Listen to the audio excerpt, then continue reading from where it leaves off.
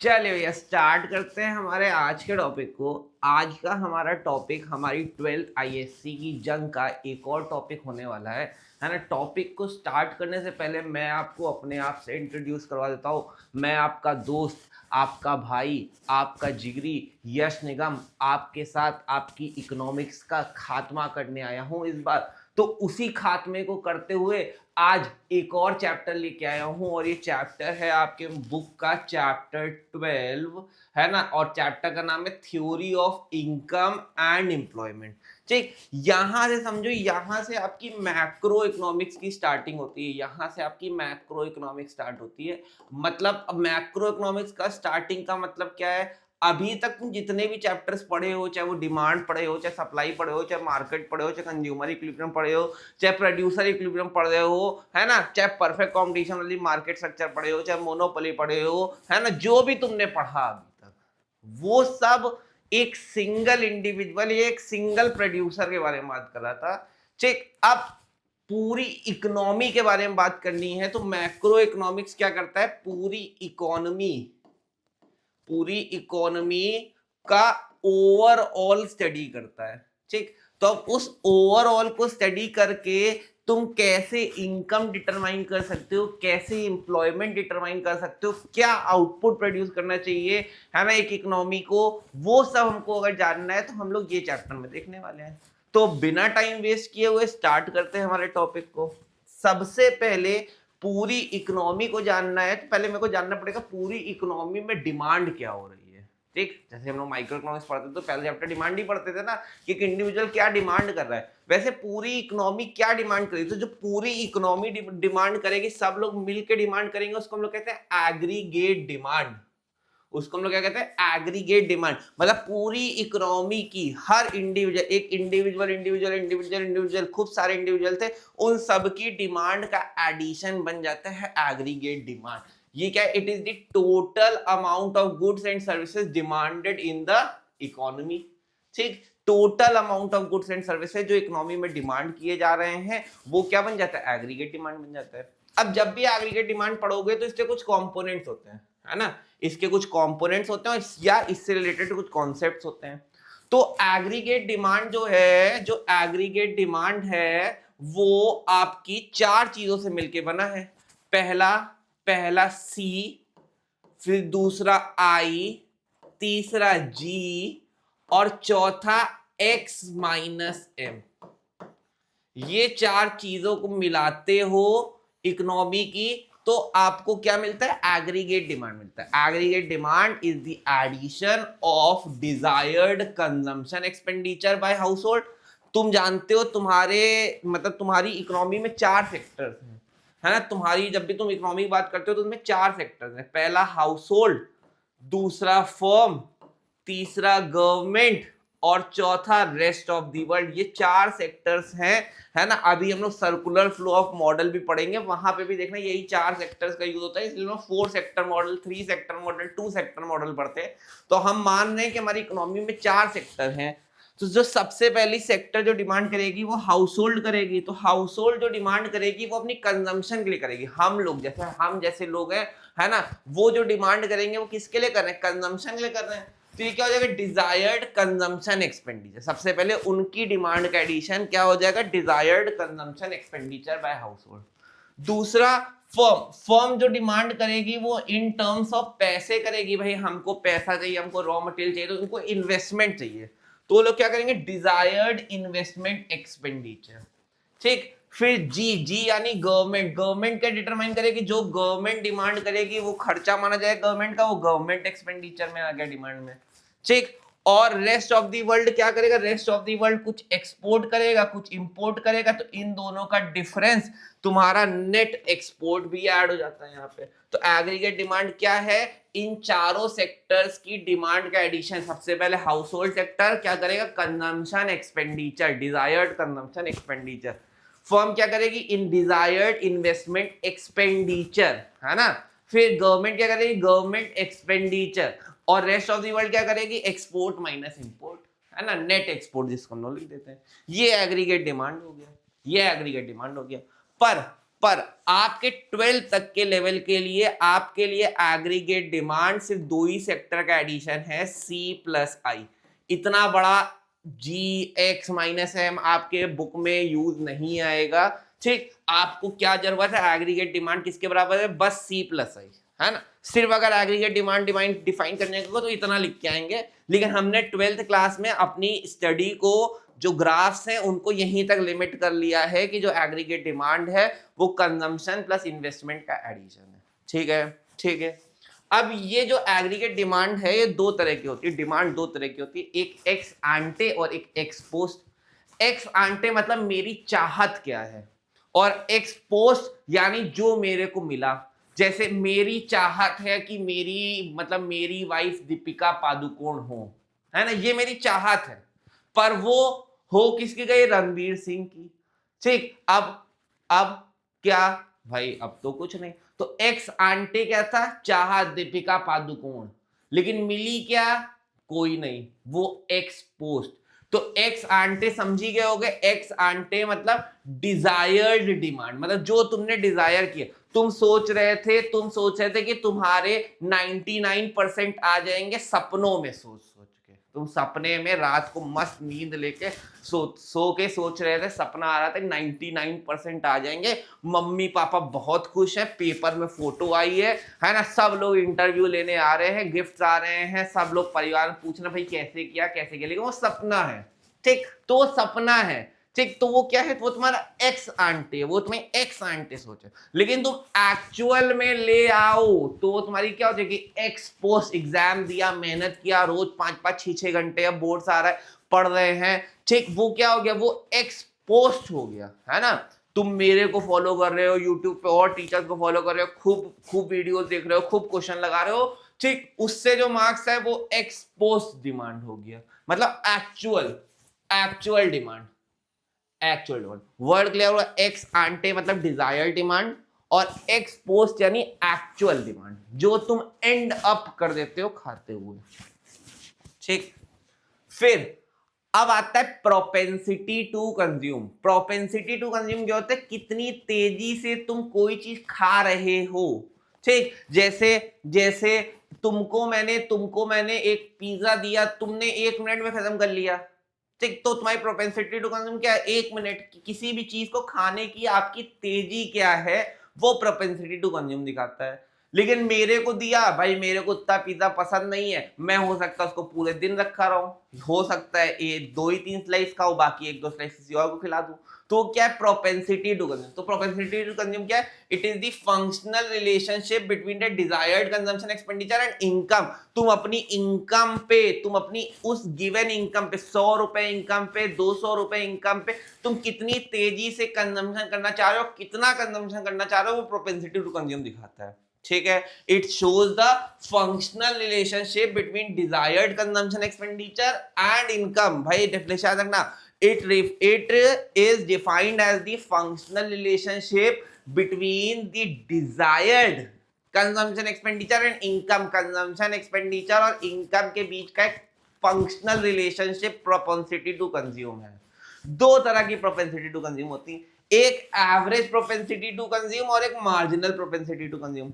Average propensity to consume, जहां पे भी वर्ड एवरेज पढ़ते हैं, जैसे तुमने एवरेज टोटल कॉस्ट पढ़ा होगा, है ना, एवरेज वेरिएबल कॉस्ट पढ़ा होगा, है ना, ये सब वर्ड सही पढ़ गया, एवरेज रेवेन्यू पढ़ा होगा। तो ये क्या होता है, एवरेज जहां पे भी लग जाता है इसका मतलब होता है पर यूनिट, है ना, पर यूनिट। एक यूनिट कंजम्पशन करने के लिए तुमको कितनी इनकम खर्चा करनी पड़ रही है, वो एवरेज प्रोपेंसिटी टू कंज्यूम हो गया। देखो, it refers to the proportion of income. तुम अपनी इनकम का प्रपोर्शन कितना डिवोट कर रहे हो कंजम्पशन पे, है ना, कितना प्रपोर्शन। जैसे अगर किसी का एमपीसी है, या अभी इसको रहने दो इस वर्ड को, है ना, तो एपीसी कैसे निकलेगा, जैसे एपीसी निकलेगा आपका कंजम्पशन अपॉन इनकम, है ना, कंजम्पशन अपॉन इनकम। तो इसका मतलब क्या है, कोई इंसान अगर 80 यूनिट कंज्यूम कर ले रहा है ना, कितनी इनकम पे, कितनी इनकम पे, 100 रुपए इनकम का, तो उसका एपीसी आ जाएगा, उसका एपीसी आ जाएगा 80 डिवाइडेड बाय 100 यानी 0.8। तो उसका एवरेज, उसका वो अपनी इनकम का कितना प्रपोर्शन कंज्यूम कर ले रहा है, 0.8 या 80% वो कंज्यूम कर ले रहा है। मतलब 100 रुपए का 80 रुपए वो खर्च कर देता है, मतलब 80% उसकी एवरेज प्रोपेंसिटी टू कंज्यूम हो गई। ठीक है, तो ये क्या है, ये प्रपोर्शन है किसका, इनकम का, जो तुम डिवोट करते हो किस पे, कंजम्पशन पे। ठीक है, फिर मार्जिनल प्रोपेंसिटी टू कंज्यूम क्या होता है, ये रेशियो होता है, रेशियो होता है change in consumption upon change in income का। It is the ratio between the change in consumption and change in income. मतलब delta C upon delta Y, delta C upon delta Y. मतलब तुम मान लेते हैं ये तुम्हारी इनकम है, ये तुम्हारी कंजम्पशन है। इनकम तुम्हारी 0, फिर 100, फिर तुम्हारी 200। ठीक, अब कंजम्पशन अगर मैं देखूं तो 0 इनकम पे भी कुछ ना कुछ कंजम्पशन जरूर होता है। तुम अपने आप को सोच के देख लो, तुम अपने आप को सोच के देखोगे, तुम देखो तुम अभी कुछ नहीं कमाते हो, लेकिन तब भी तुम घर में बैठ के मुफ्त की रोटी जरूर तोड़ रहे हो। तो वो क्या है, 0 इनकम, घर में 1 रुपए भी नहीं लेके आ रहे हो, लेकिन रोज मम्मी पनीर बनाओ, मम्मी ये बनाओ, मम्मी वो बनाओ, मम्मी आलू की सब्जी नहीं खाएंगे। ये क्या है, ये तुम्हारा क्या है, ये तुम्हारा ऑटोनॉमस। जब भी 0 इनकम पे जो खर्चा होता है उसको हम लोग ऑटोनॉमस कंजम्पशन एक्सपेंडिचर कहते हैं। ये एक नया वर्ड मैंने बताया, अभी आगे आएगा तो मैं दोबारा नहीं बताऊंगा। ऑटोनॉमस कंजम्पशन एक्सपेंडिचर क्या है, ये वो कंजम्पशन एक्सपेंडिचर है जो 0 इनकम पे भी होता है। 0 इनकम पे भी हम लोग कुछ ना कुछ कंज्यूम कर रहे हैं। एक इंसान मरते दम तक कुछ ना कुछ खाता है। ठीक, तो 0 इनकम पे भी जो इंसान घर में मुफ्त की रोटी तोड़ रहा है, वो क्या है, वो क्या कौन सा खर्चा कर रहा है, ऑटोनॉमस कंजम्पशन एक्सपेंडिचर कर रहा है। ठीक, तो 0 इनकम पे भी जो खर्चा किया जा रहा है वो कौन सा खर्चा हो गया, ऑटोनॉमस। तो 0 इनकम पे भी कंजम्पशन 0 नहीं होती, कंजम्पशन कुछ होती है, 80 मान लेते हैं। फिर इनकम 100 हुई, मेरी कंजम्पशन हो गई 140। फिर मेरी इनकम 200 हुई, मेरी कंजम्पशन भी हो गई 200। कंजम्पशन मेरी कितनी हो गई, 200 हो गई। ठीक, अब तुम देखोगे तुम्हारा तुम्हारा सी, तो भाई यहां पे अगर मैं एमपीसी निकालूंगा, अगर मैं यहां का एमपीसी निकालता हूं तो यहाँ का एमपीसी आ ही नहीं सकता, यहाँ का एमपीसी डैश रहेगा। क्यों, क्योंकि ऊपर कुछ है ही नहीं कंज्यूम करने के लिए। यहाँ का एमपीसी निकालते हैं तो फॉर्मूला होता है delta C upon delta Y. तो सी में कितना चेंज हुआ, 140 से 140 से 80, भाई 60 का चेंज हुआ, 60 का चेंज हुआ सी में, है ना। या पहले यहाँ पे ऐसे ऐसे कॉलम बना लो, यहाँ पे आपका डेल्टा सी आ गया, आपका डेल्टा सी कितना आ गया, 60। यहाँ पे देखोगे यहाँ पे कितना चेंज हुआ, यहाँ पे भी डेल्टा सी 60 आया। डेल्टा वाई निकालोगे, डेल्टा वाई यहां पे कोई चेंज नहीं दिखा सकते ऊपर, तो डैश 100 से 0 बाई 100 का चेंज है। ठीक, 200 से 100 100 का चेंज है। आपकी इनकम, भाई आपकी इनकम और आपकी कंजम्पशन, ये बात याद रखिएगा, मैं आपको नोट बना के बता दे रहा हूं, ये सब बातें अभी ध्यान रखनी पड़ेंगी। आपकी जो इनकम है और जो कंजम्पशन है वो हमेशा सेम प्रपोर्शन में बढ़ते हैं, सेम प्रपोर्शन में बढ़ते हैं। ये अजम्पशन माना जाता है, ये जॉन मिनार्ड केन्स का अजम्पशन है कि इनकम हर साल सेम प्रपोर्शन में बढ़ रही है और कंजम्पशन भी सेम प्रपोर्शन में बढ़ रहा है जैसे जैसे इनकम बढ़ रही है। मतलब अगर पहले साल 100 से इनकम बढ़ी तो अगले साल भी 100 से बढ़ेगी, और पहले साल अगर कंजम्पशन 80 से बढ़ा है तो अगले साल भी 80 से ही बढ़ेगा, क्योंकि मैंने सेम प्रपोर्शन में बढ़ाया है।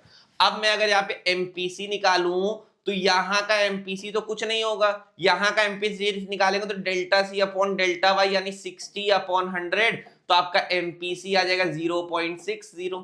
यहाँ का निकालोगे 60 अपॉन 100 कितना आ जाएगा, 0.60। ये सब क्या हो गया, ये आपका एमपीसी हो गया। एमपीसी क्या है, it is the ratio between the change in consumption upon change in income. ठीक, तो बिल्कुल निकलता कैसे, मैंने आपको एक टेबल से बना के दिखा दिया, सब पे न्यूमेरिकल आता है। आपको टेबल भरने को आएगी, आपको वाई दिया होगा, सी दिया होगा, हो सकता है इनकम दिया है, कंजम्पशन दिया है, और एक कॉलम यहाँ पे इन्वेस्टमेंट का भी हो सकता है दिया है। इन्वेस्टमेंट, अभी हम लोग आएंगे इन्वेस्टमेंट पे। इन्वेस्टमेंट को पूरी तरीके से ऑटोनॉमस माना गया है, इन्वेस्टमेंट पूरी तरीके से ऑटोनॉमस मानी गई है। मतलब जो इन्वेस्टमेंट होती है वो सीधा सीधा आई बार के बराबर हो जाती है, इसमें और कुछ का एडिशन नहीं होता है। मतलब अगर तुम हर साल सेम ही इन्वेस्टमेंट करो, मतलब इन्वेस्टमेंट को हमेशा फिक्स्ड माना जाता है, इन्वेस्टमेंट हमेशा क्या मानी गई है, फिक्स्ड मानी गई है, ठीक। अब कंजम्पशन मालूम है, इन्वेस्टमेंट मालूम है, तुम यहाँ पे एग्रीगेट डिमांड निकाल सकते थे कंजम्पशन प्लस इन्वेस्टमेंट करके, ठीक। 80 + 20 भाई तुम्हारा एग्रीगेट डिमांड 100 आ गई, ठीक। ऐसे ही 140 + 20 करोगे तो तुम्हारी एग्रीगेट डिमांड 160 की आ गई, 200 + 20 करोगे तुम्हारी एग्रीगेट डिमांड 220 की आ गई, तुम्हारी एग्रीगेट डिमांड कितनी की आ गई, 220 की आ गई, ठीक। ये तुम्हारे एग्रीगेट डिमांड का कॉलम बन के आएगा, जो अभी हम लोगों ने पढ़ा था, जो हम लोग ने पढ़ा, ये मेरा क्या आ गया, ये मेरा एग्रीगेट डिमांड आ गया। कोई दिक्कत, कोई दिक्कत, इजी, ठीक।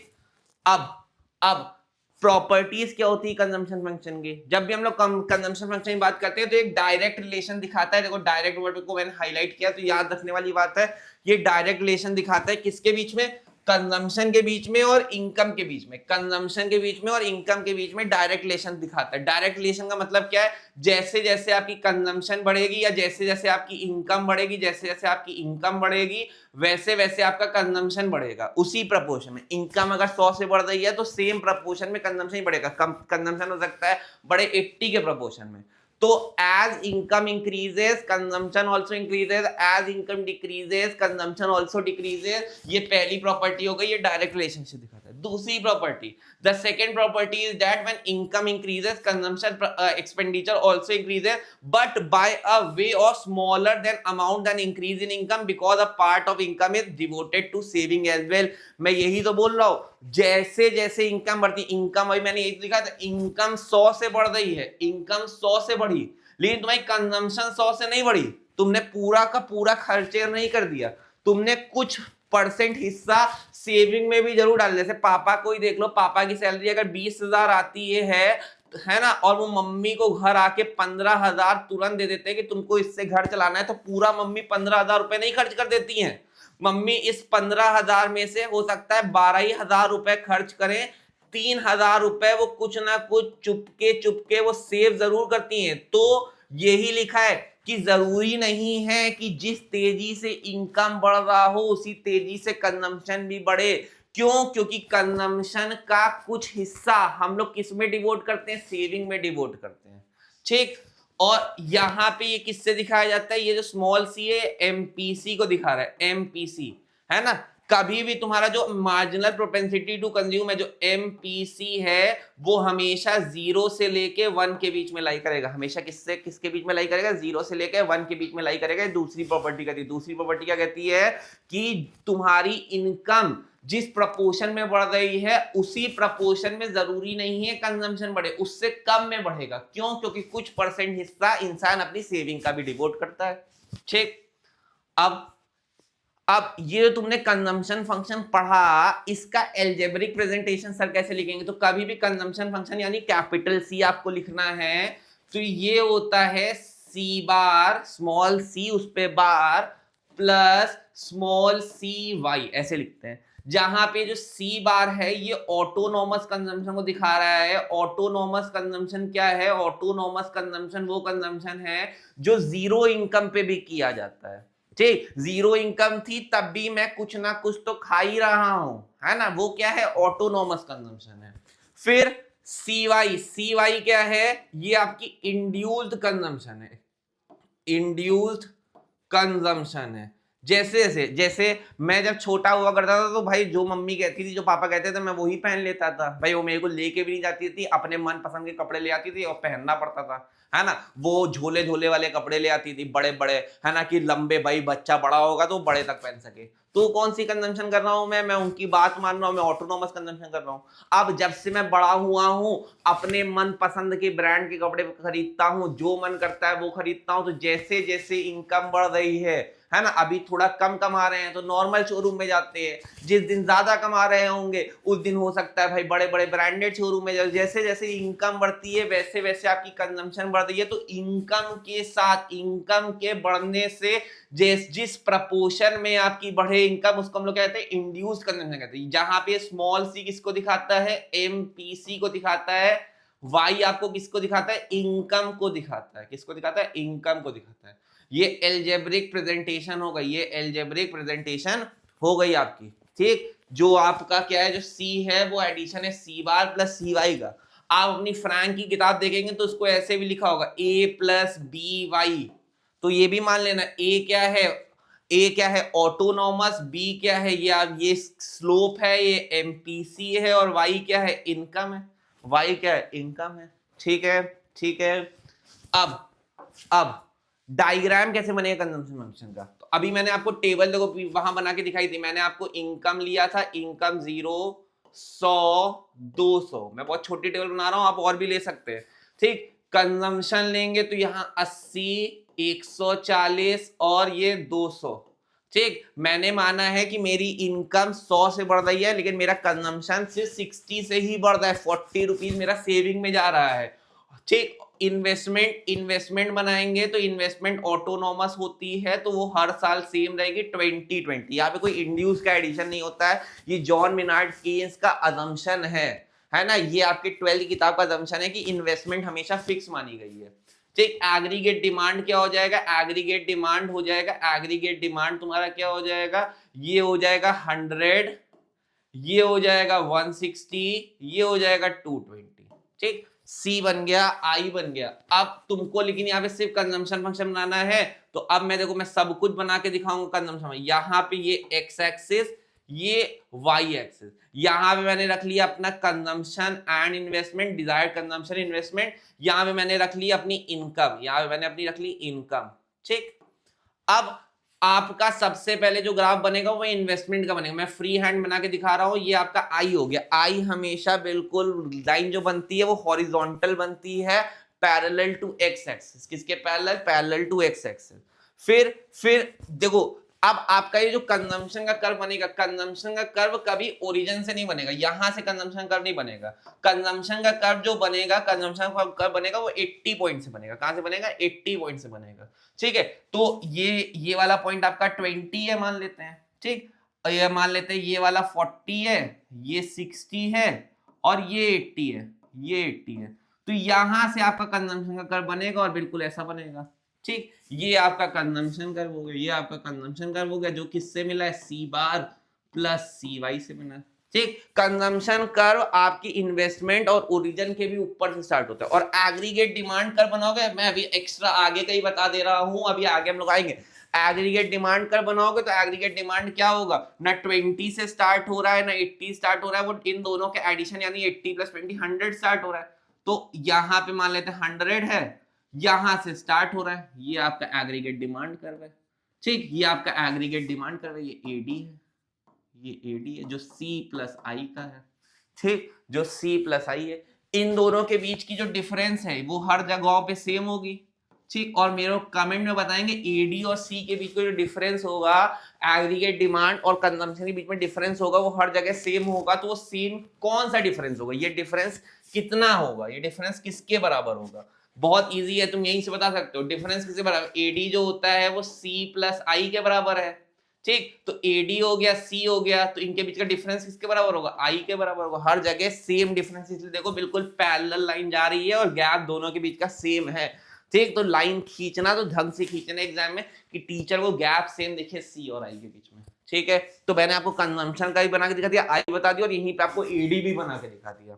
ठीक है, अब आ जाते हैं अपने एग्रीगेट सप्लाई पे। तो अगर आप यहाँ पे एक टॉपिक, एक स्लाइड रह गई है, एक टॉपिक क्या है, एग्रीगेट सप्लाई, है ना। एग्रीगेट सप्लाई को डिटरमाइन करना हो, इट इज द टोटल, है ना, it is the total supplied by all the firms, है ना। ये टोटल सप्लाई है जो सारे इंडिविजुअल फर्म जब ऐड कर लो तो जो टोटल सप्लाई इकोनॉमी में हो रही है गुड्स एंड सर्विसेज की, वो एग्रीगेट सप्लाई बन जाती है।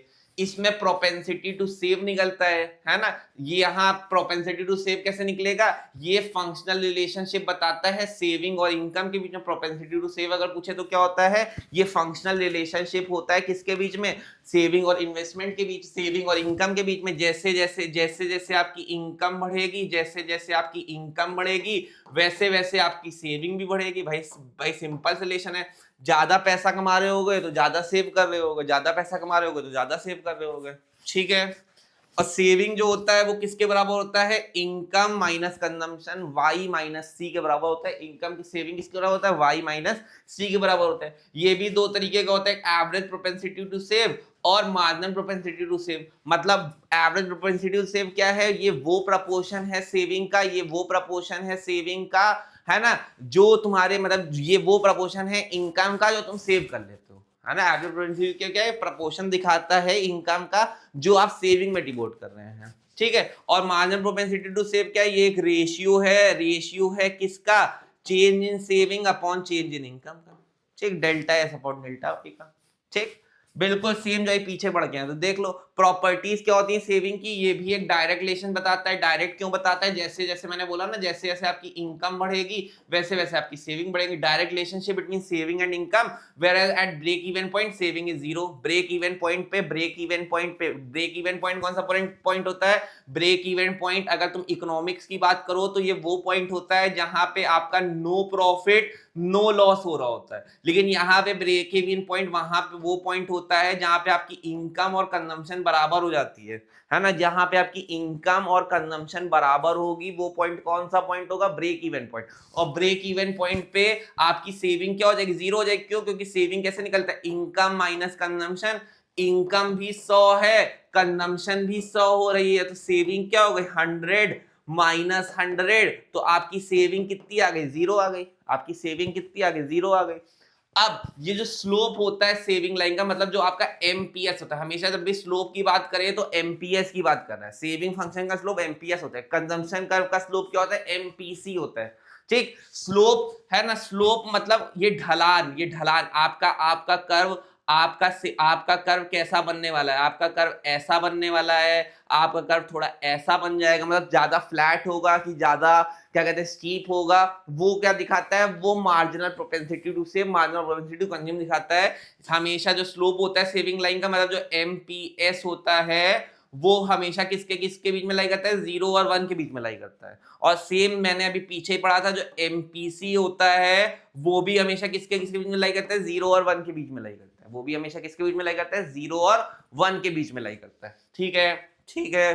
अब एल्जेब्रिक प्रेजेंटेशन सेविंग फंक्शन का, तो सेविंग फंक्शन क्या हो जाता है, सेविंग फंक्शन हो जाता है minus of a plus b Y, ठीक, minus of a plus b Y, minus of a plus b Y, या इसको ऐसे भी लिख सकते हैं, saving is equal to minus S bar plus plus s Y, small s Y, ऐसे भी लिख सकते हो। जहां पे पहले आगे वाला माइनस ये क्या दिखा रहा है, मार्जिन, मतलब ऑटोनोमस सेविंग, जो जीरो इनकम पे भी जो तुमने मतलब समझ लो जो तुमने डिस सेविंग कर दी थी, मतलब अभी तुमको वो ग्राफ बना के दिखाई, अभी पीछे टेबल बना के दिखाई थी ना, ये वाली है ना, ये वाली जीरो इनकम पे भी तुम कंजम्पशन कर रहे हो, तो अब सेविंग निकालोगे तो इनकम माइनस कंजम्पशन, तो -80 क्या हो गई, डिस सेविंग हो गई।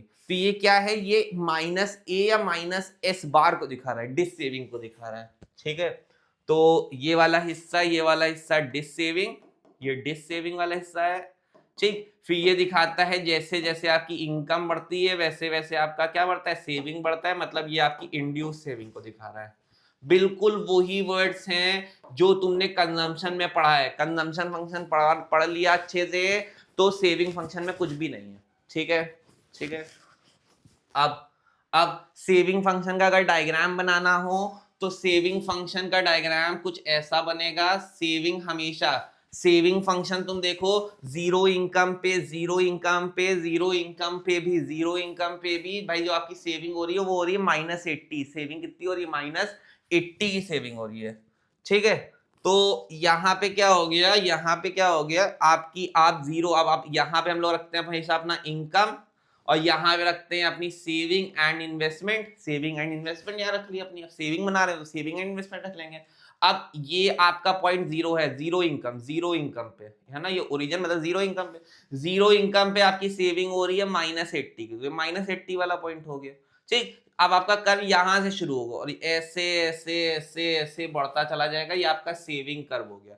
यहाँ पे ये वाला पॉइंट ब्रेक इवन पॉइंट कहलाएगा, ये वाला पॉइंट कौन सा कहलाएगा, ब्रेक इवन पॉइंट कहलाएगा। ये वाला पॉइंट क्या कहलाएगा, ब्रेक इवन पॉइंट बनाएगा। ब्रेक इवन पॉइंट का क्या है, यहाँ पे ब्रेक इवन पॉइंट क्या है, जहां पे आपकी इनकम और कंजम्पशन क्या होती है, बराबर होती है। जहां पे आपकी इनकम और कंजम्पशन बराबर होती है वो ब्रेक इवन पॉइंट होता है। ठीक है, तो ये आपका क्या हो गया, ये आपका सेविंग फंक्शन हो गया, ये आपका क्या हो गया, सेविंग फंक्शन हो गया। ठीक है, अब रिलेशनशिप बताना है एमपीसी एमपीएस का और एपीसी एपीएस का। तो हमेशा याद रखना एमपीसी प्लस एमपीएस ये दोनों एक दूसरे के इनवर्स काम करते हैं और इन दोनों का एडिशन हमेशा 1 के बराबर होता है। तो नॉर्मली भी देख लो एमपीसी जो होता है वो delta C upon delta Y के बराबर होता है और MPS delta S upon delta Y के बराबर होता है। दोनों में डेल्टा वाई भाई एलसीएम ले लिए, डेल्टा वाई एलसीएम आ गया कॉमन। ठीक, यहाँ पे एडिशन हो गया delta C plus delta S का।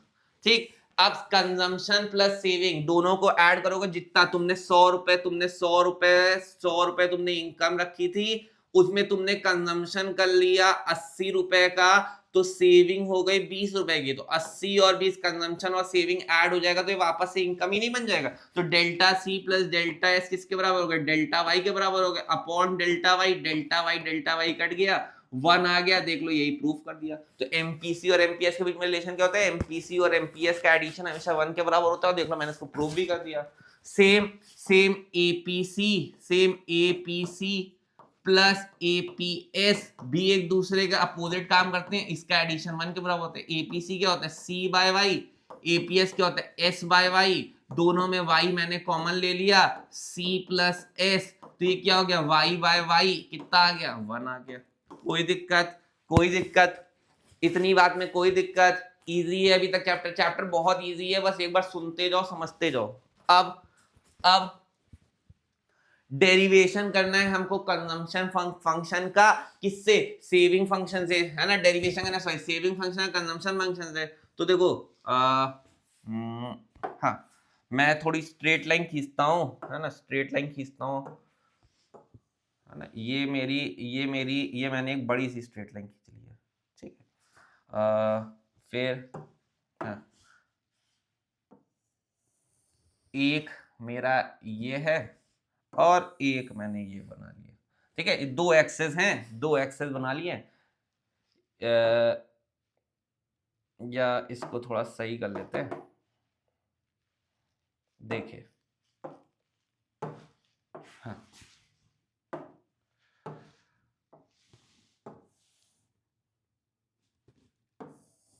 एक एक्सेस मेरी ये हो गई और एक एक्सेस बिल्कुल इसी के नीचे मैंने और बना ली, ये मेरी एक और एक्सेस हो गई। ठीक है, अब यहां पे मैंने रख लिया अपनी कंजम्पशन एंड इन्वेस्टमेंट को और यहां पे मैंने रख लिया अपनी सेविंग को। ठीक, और यहां पे अपनी इनकम रखता हूं तो यहाँ वाई रख लिया, यहाँ वाई रख लिया। कोई दिक्कत अभी तक। अब अभी आपको मैंने एक बात बताई थी, कि आपका इन्वेस्टमेंट ये यहां से चालू होगा, ये आपकी इन्वेस्टमेंट कर्व हो गई। ठीक, ये अगर आप अपनी इनकम लाइन बनाएंगे तो ये आपकी इनकम लाइन हो गई, ये आपकी इनकम हो गई, ये आपका वाई हो गया। ये इनकम लाइन 45 डिग्री का एंगल बनाती है ना, ये बिल्कुल 45 डिग्री का एंगल बनाती है। 45 डिग्री का एंगल ये दिखाता है कि जितना जितना इधर है उतना ही हिस्सा इधर भी है। ठीक है, लेकिन वो सब भी आगे ही बात है। इनकम हो गया, अब कंजम्पशन बनाओगे तो कंजम्पशन इन्वेस्टमेंट से चालू नहीं होगा, ये और ऊपर से चालू होगा। ये आपका कंजम्पशन बन गया, ये आपका कंजम्पशन बन गया। ठीक, ये आपका क्या बन गया, कंजम्पशन बन गया। थोड़ा सा इसको सही कर देता हूं। हाँ, ये चीज आपकी क्या बन गई, कंजम्पशन बन गई, ये आपकी कंजम्पशन बन गई। अब इसने जहां पे इसको कट किया है ना, वहीं से एक नीचे लाइन खींचेंगे। ठीक है, ये वाला पॉइंट क्या बन गया, ये वाला पॉइंट बन गया जी, है ना। और इस पॉइंट को हम लोग कहते हैं ब्रेक इवन पॉइंट। इस पॉइंट को हम लोग क्या कहते हैं, ब्रेक इवन पॉइंट, क्योंकि इनकम और कंजम्पशन क्या हो गया, बराबर हो गया। जहां पे भी आपका इनकम और कंजम्पशन बराबर हो जाता है वहां पे आपकी सेविंग क्या हो जाती है, जीरो हो जाती है। तो यहाँ पे सेविंग तो आपकी जीरो हो गई। अब आप इस कर्व को थोड़ा पीछे की तरफ सबटेंड करें, है ना, ये आपका सेविंग कर्व बन गया, ये आपका सेविंग कर्व बन गया। ठीक, तो तुम क्या बोलोगे, ये ओ। ठीक, इस पॉइंट को मैं y मान लेता हूं, इस पॉइंट को मैं y0 मान लेता हूं। तो तुम लिखोगे at OY0 consumption is equals to income, therefore break even point है ना, ब्रेक इवन पॉइंट हो गया, ब्रेक इवन पॉइंट हो गया, हेयर हेयर तुम नीचे आओगे सेविंग फंक्शन में, सेविंग इज इक्वल टू 0। फिर तुम ग्रीन कलर से, ग्रीन या ब्लू कलर से पीछे थोड़ा आ जाओ, यहाँ पे इसको OY1 मान लेते हैं। अब लिखेंगे एट OY1 क्या ज्यादा है, यहाँ पे अगर आप देखोगे तो यहाँ पे आपकी कंजम्पशन ऊपर है, सेविंग कम है, तो consumption is greater then income, है ना, देयरफॉर, है ना, देयरफॉर यहाँ पे क्या होगा, अब यहाँ से अगर तुम नीचे लाइन खींचोगे तो यहाँ पे क्या हो रहा है, यहाँ पे इस हिस्से में आपकी क्या हो रही है, डिस सेविंग्स, है ना, savings is equals to negative, that is dissavings, that is dissavings. ऐसे ही आगे जाओगे, इस वाले पॉइंट पे आ जाओगे, Y2 पे नीचे सब्सटेंड करेंगे, तो एट OY2 तुम्हारा कंजम्पशन कर्व है कि इनकम से, that is saving is equal to positive, that is है ना, saving positive, that is extra savings, है ना, एक्स्ट्रा सेविंग्स। ये आपका डेरिवेशन हो गया, ये आपका डेरिवेशन बिल्कुल एग्जाम में ऐसे ही बना के आना है, बिल्कुल एग्जाम में ऐसे बना के आना, और यही ऐसी एक्सप्लेनेशन लिख के आना है एग्जाम पॉइंट ऑफ व्यू से। Very important derivation of saving curve या डेरिवेशन ऑफ सेविंग फंक्शन, किससे, आपके कंजम्पशन फंक्शन से, ठीक है। अब अगला टॉपिक आता है, उसको कहते हैं इन्वेस्टमेंट एक्सपेंडिचर। हमारे कोर्स में ही नहीं है इन्वेस्टमेंट एक्सपेंडिचर, सिर्फ रीड कर लो, investment expenditure refers to spending on capital good that help in future production of goods and services. वो खर्चा जो हम किस पे करते हैं, गुड्स एंड सर्विसेज पे करते हैं, ठीक है, spending on capital goods and goods that help in future production of goods and services, ठीक है। वो कैपिटल एक्सपेंडिचर तुम गुड्स पे करते हो जिससे तुम्हारा क्या होता है, फ्यूचर प्रोडक्शन हो सके गुड्स एंड सर्विसेज का, ठीक। और यहाँ पे जो आपकी इन्वेस्टमेंट है, ये बात याद रखिएगा, यहाँ पे इन्वेस्टमेंट आपकी ऑटोनॉमस बनाई गई है, मतलब आई जो है वो आई बार के बराबर है। अभी यही चीज तुम ग्रेजुएशन में जब मैक्रो इकोनॉमिक्स पढ़ोगे तो वहां पे हो सकता है आई बार के साथ आपका -BY भी लिख जाए, है ना, तो वहां पे हो सकता है इंड्यूस हो जाए, लेकिन अभी वो सब आगे की बात है, वो एक्स्ट्रा नॉलेज है। अभी हम लोग सिर्फ इतना मानते हैं, एक सिंपल केन्शियन मॉडल में, आप सिंपल केन्स का मॉडल करते हैं, जॉन मेनार्ड केन्स 1936, बुक का नाम theory of income and employment, है ना, तो उनकी किताब में आई जो है वो आई बार, मतलब आई इक्वल टू आई बार माना गया है, मतलब क्या माना गया है, वो फिक्स माना गया है, ऑटोनॉमस माना गया है, ठीक। There is no induce investment, ठीक। तो अब दो वर्ड आते हैं, इंड्यूस और ऑटोनॉमस इन्वेस्टमेंट एक्सपेंडिचर। इंड्यूस क्या होता है, that income which is undertaken as a change in level of income, वो इन्वेस्टमेंट जो इनकम के चेंज होने से की जा रही हो वो इंड्यूस हो गई, और वो इनकम जो बिल्कुल चेंज ना हो तुम्हारे किसी उससे, वो ऑटोनॉमस हो गई, ठीक है। दोनों की डेफिनेशन हो गई, ठीक। फिर इक्विलिब्रियम डिटरमाइन करना है, तो जब भी इक्विलिब्रियम डिटरमाइन करना है तो दो अप्रोचेस हैं, एक एग्रीगेट डिमांड एग्रीगेट सप्लाई की अप्रोच, और एक सेविंग और इन्वेस्टमेंट की अप्रोच, ठीक है।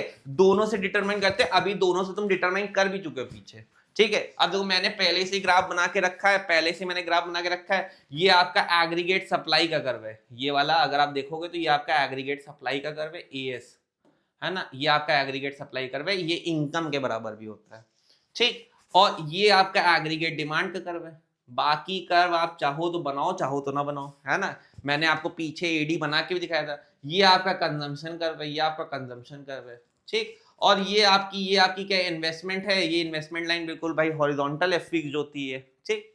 अब जहां पे AD, ये आपका ये वाला, येलो से और ब्लू से दिखा रहा हूं, जहां पे आपका एग्रीगेट सप्लाई है ना और एग्रीगेट डिमांड कट किया, वो ग्रीन वाला पोर्शन है, ये वाला, इसको मैंने येलो कर दिया, ये आपका इक्विलिब्रियम पॉइंट है, ठीक। इसको नीचे की तरफ सबटेंड किया, इसको नीचे की तरफ सबटेंड किया, तो ये OY0 पॉइंट दे दिया। ये आपको क्या दे दिया, तो आप क्या लिखोगे, एट OY0, है ना, AD and AS intersect at point E, therefore AD is equals to AS, that is equilibrium point, equilibrium point, है ना। अब इसके अगर मैं पीछे चला तो मान लेते हैं ये वाला पॉइंट ले लेते हैं, इस पॉइंट को मान लेता हूं G, है ना, इसको मान लेता हूं y1।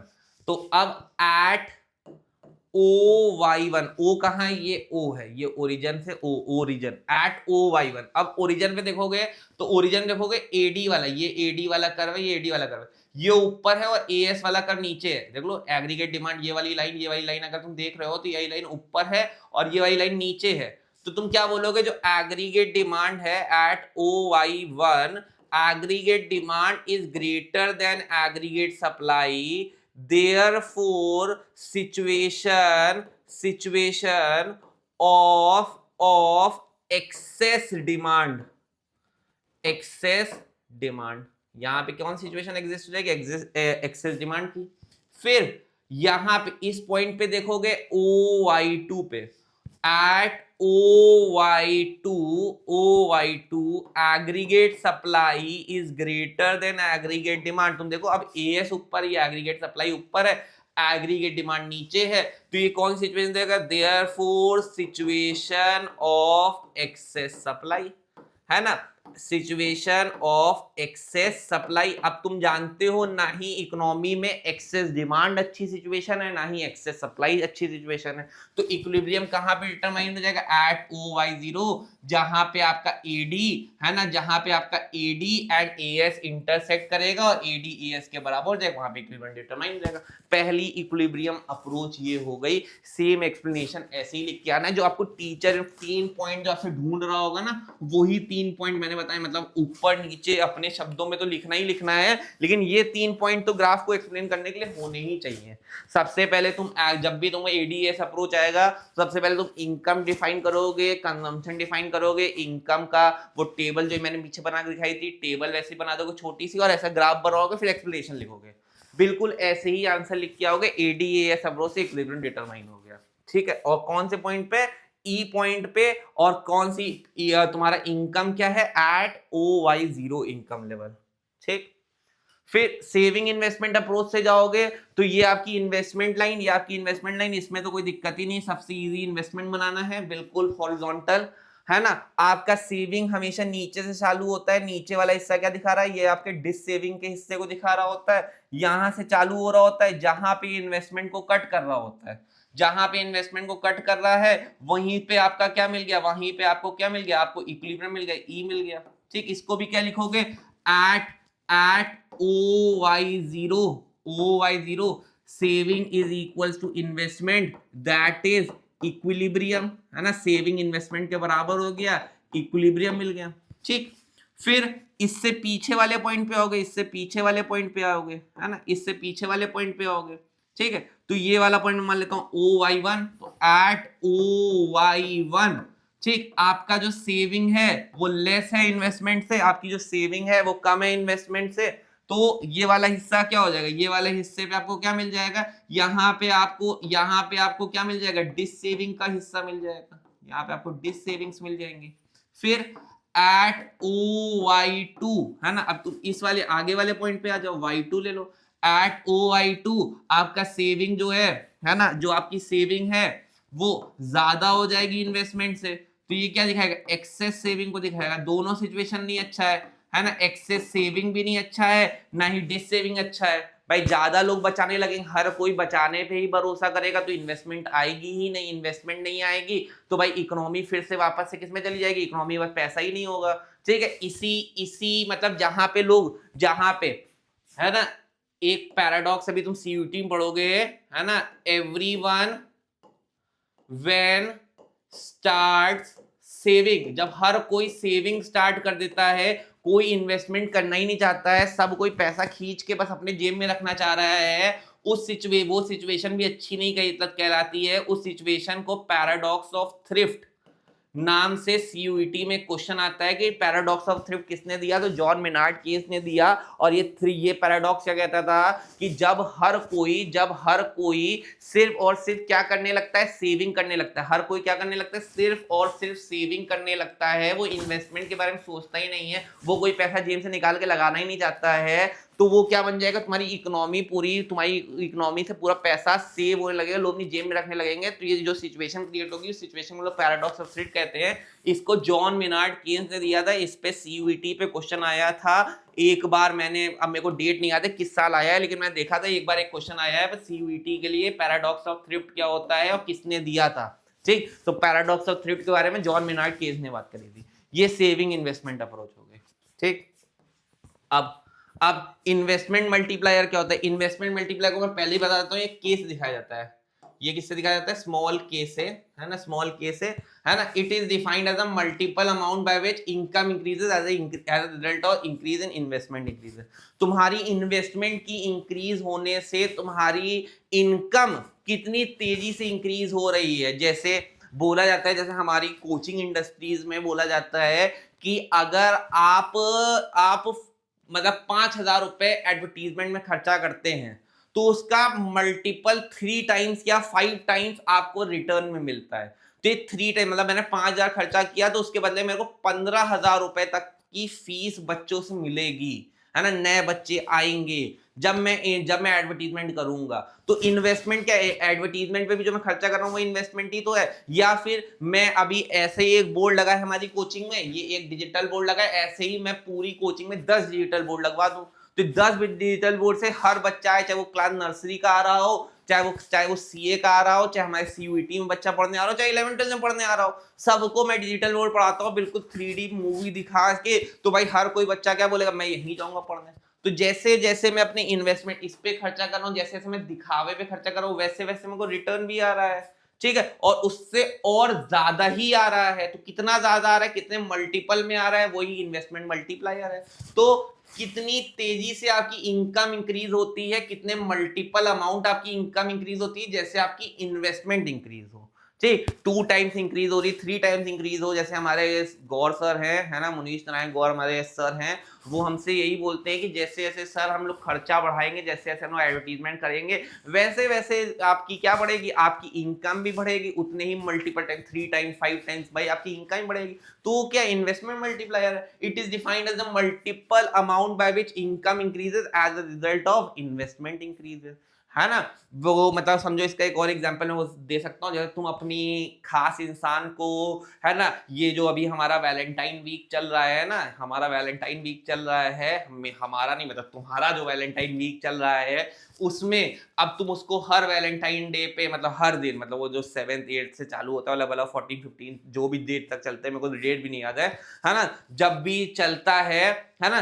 तब तब तुम हर डे पे उसको विश कर रहे हो, उसके लिए उस हिसाब से गिफ्ट लेके जा रहे हो। जैसे हग डे पे हग देने चले गए, किस डे पे किस देने चले गए, है ना, चॉकलेट डे पे चॉकलेट देने चले गए, है ना, प्रॉमिस डे पे प्रॉमिस कर दिया, है ना, वैलेंटाइन डे पे कोई कैफे ले गए उसको, है ना। ऐसे बहुत सारे डेज जो भी आए तुमने सब पे उसके लिए किया। अब जैसे जैसे तुमने उसके लिए किया, वैसे वैसे उसका प्यार भी उतना ही गुना बढ़ता है चला गया कि भाई ये तो मेरे लिए बहुत सोच रहा है यार। तो ये क्या, उतने मल्टीपल टाइम इंक्रीज हो रहा है, तो वो क्या होगा, वो प्यार मल्टीप्लायर हो गया। लेकिन वहां पे लोग प्यार मल्टीप्लायर नहीं बढ़ा, हमको इन्वेस्टमेंट मल्टीप्लायर। इन्वेस्टमेंट मल्टीप्लायर किसकी वजह से? देखो, इन्वेस्टमेंट की बढ़ने से क्या बढ़े, आपकी इनकम कितनी मल्टीपल टाइम बढ़ रही है, वो इन्वेस्टमेंट मल्टीप्लायर। क्या बढ़ने से? देखो नाम में इन्वेस्टमेंट मल्टीप्लायर। तो इन्वेस्टमेंट के इंक्रीज होने से कितना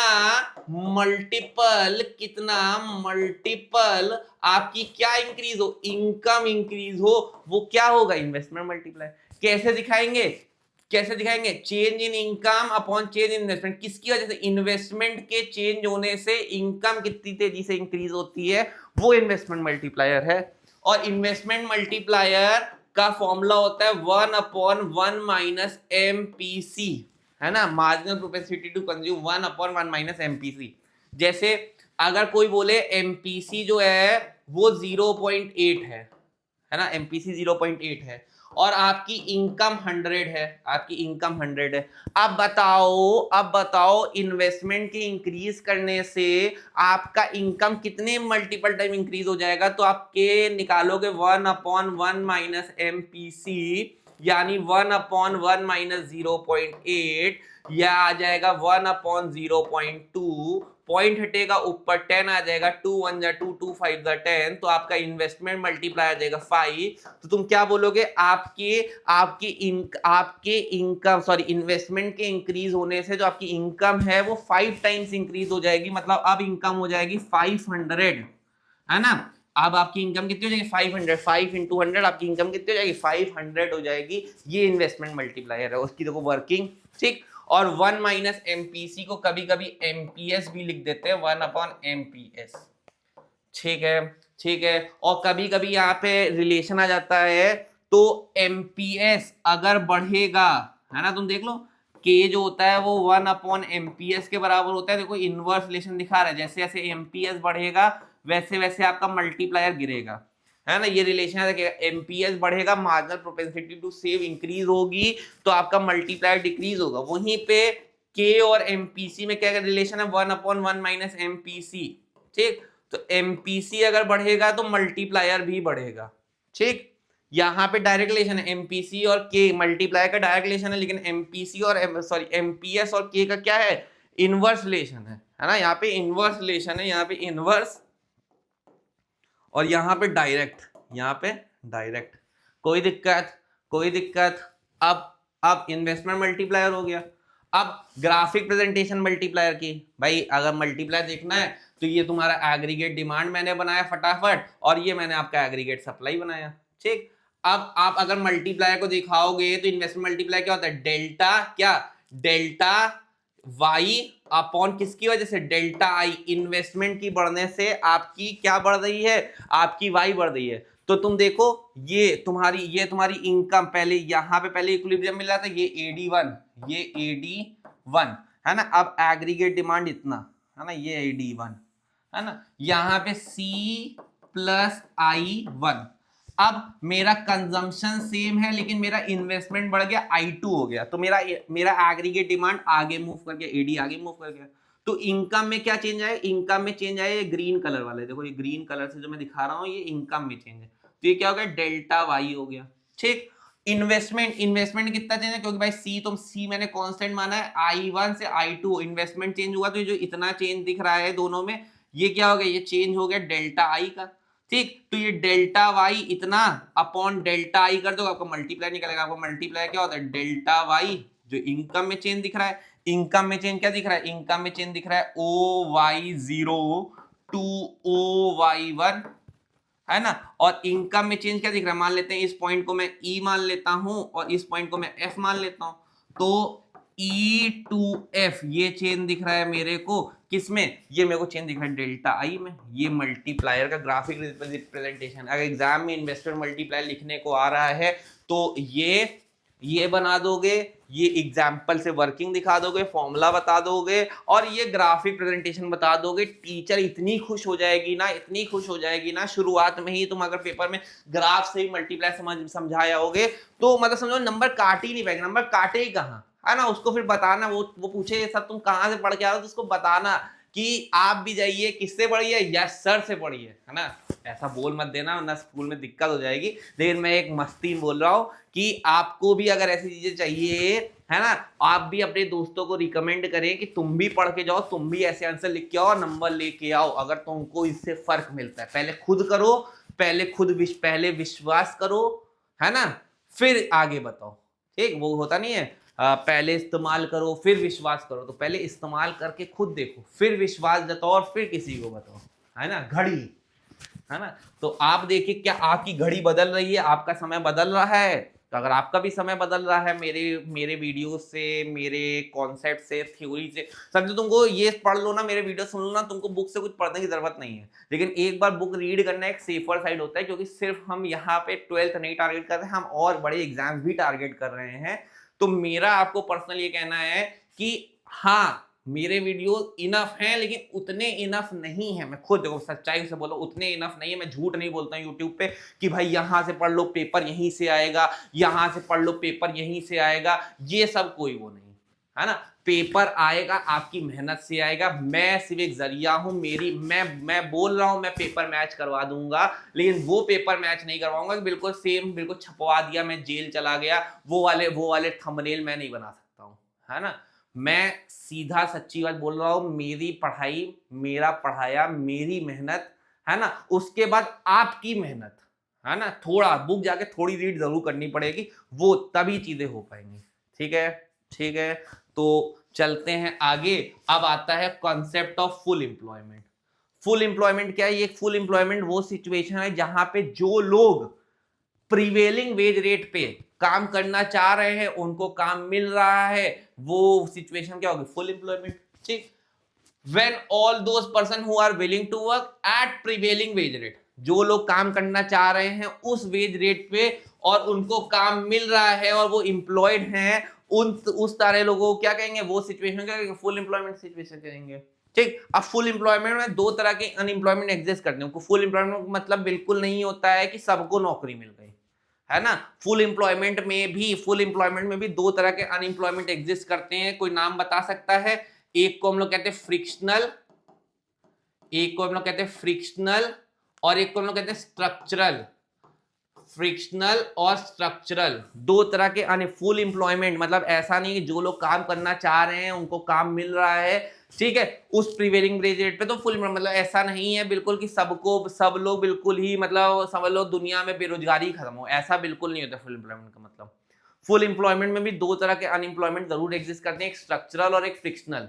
स्ट्रक्चरल मतलब स्ट्रक्चर चेंज होने की वजह से, जैसे तुम देखोगे पुराने टीचर्स, वो टीचर जो मतलब ऑफलाइन पढ़ाया करते थे ब्लैक बोर्ड पे लिख के या व्हाइट बोर्ड पे लिख के, है ना, अब वो टेक्नोलॉजी उतना नहीं यूज कर पा रहे, तो उतनी तेजी से वो ग्रो नहीं कर पा रहे हैं, उनके पास उतना बच्चा नहीं है, उन्होंने बंद कर दिया। तो स्ट्रक्चर के चेंज होने से जो अनएम्प्लॉयमेंट आई हो, है ना, वो ट्रेडिशनल से अब हम लोग थोड़े मॉडर्न मेथड पे बढ़ रहे हैं टीचिंग के, तो वो जो अनएम्प्लॉयमेंट आई हो उसको हम लोग कहते हैं स्ट्रक्चरल, है ना।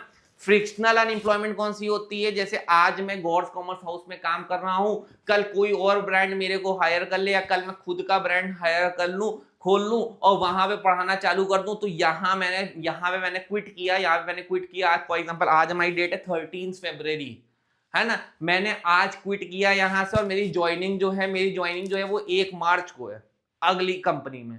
तो ये जो 13 फरवरी से 1 मार्च, मैं इस पीरियड में क्या हूं? अनएम्प्लॉयड हूं, मतलब मेरे पास नौकरी का ऑफर है लेकिन मैं अनएम्प्लॉयड हूं।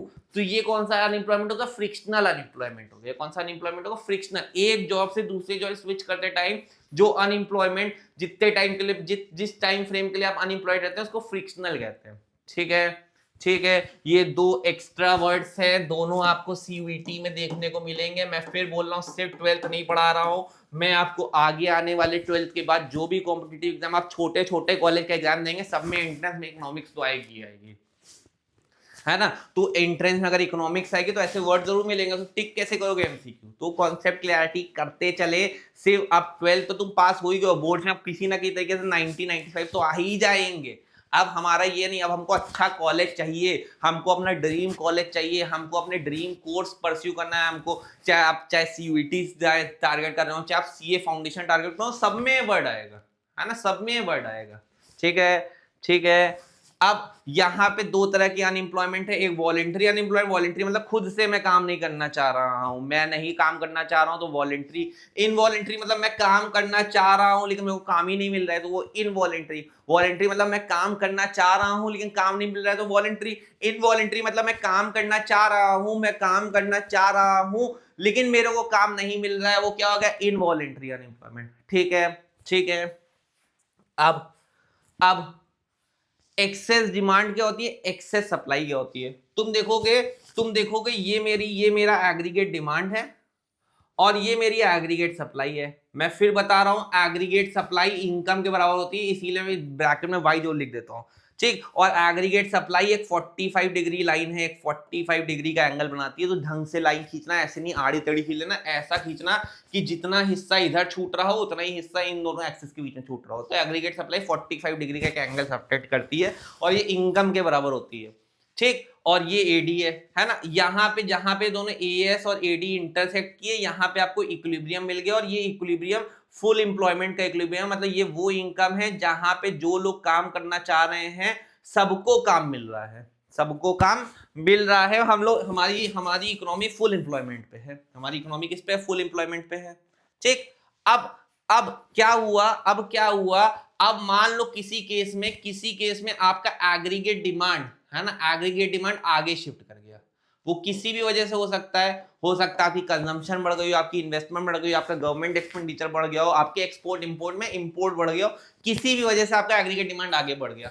अब इक्विलिब्रियम कहां पहुंच गया, अब E1 से यहां पहुंच गया, यहां पहुंच गया, ठीक। तो यहां पे तो फुल एम्प्लॉयमेंट, यहां पे ये फुल एम्प्लॉयमेंट सिचुएशन, मतलब जितनी आपके पास रिसोर्सेज थी आपने सब की सब लगा दी, सबकी सब लगा दी। अब इससे ज्यादा आप रिसोर्सेज लगा ही नहीं सकते हो। तो ये जो सिचुएशन क्रिएट हो गई, ये जो सिचुएशन क्रिएट हो गई, ये सिचुएशन कौन सी हो गई, ये सिचुएशन होगी एक्सेस डिमांड की, एक्सेस डिमांड की, है ना, एक्सेस डिमांड। या इस सिचुएशन को दूसरा नाम, एक और नाम होता है एक्सेस डिमांड का, उसको कहते हैं इन्फ्लेशनरी गैप, इन्फ्लेशनरी गैप। ये आपका एक्चुअल एडी, ये आपका एक्चुअल एडी, और ये आपका एक्चुअल एडी, ये आपका एक्चुअल एग्रीगेट डिमांड है, और ये आपका फुल एम्प्लॉयमेंट वाला एग्रीगेट डिमांड है। इन दोनों के बीच का गैप एक्सेस डिमांड कहला जाता है या इन्फ्लेशनरी गैप कहला जाता है। the amount by which actual aggregate demand exceeds the aggregate demand at full employment। ये aggregate demand full employment पे है, तो ये जो full employment वाले इक्विलिब्रियम से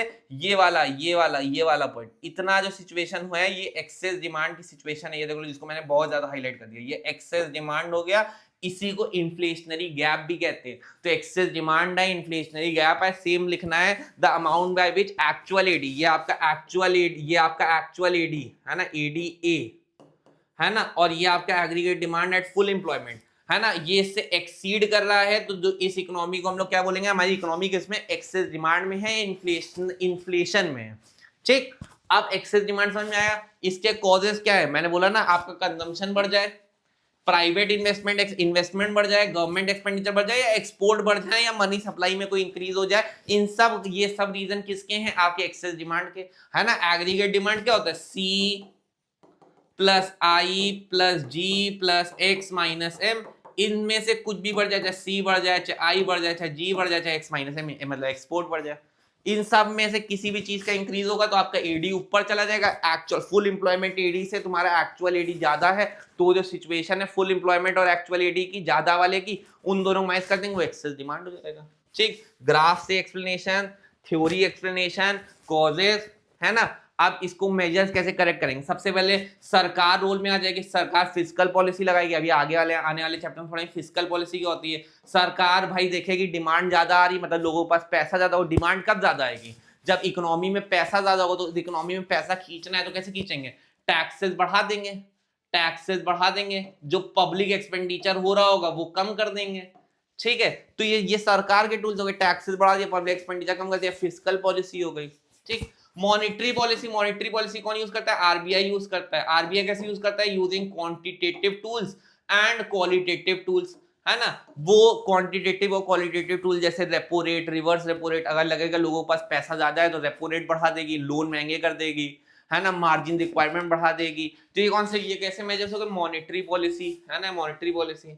फिर हो सकता है अपने आउटपुट को इंक्रीज कर दे, पहले अगर 10 यूनिट बना रही थी, अब हो सकता है 20 यूनिट बनाने लगे, तो आउटपुट इंक्रीज कर लेगी, है ना।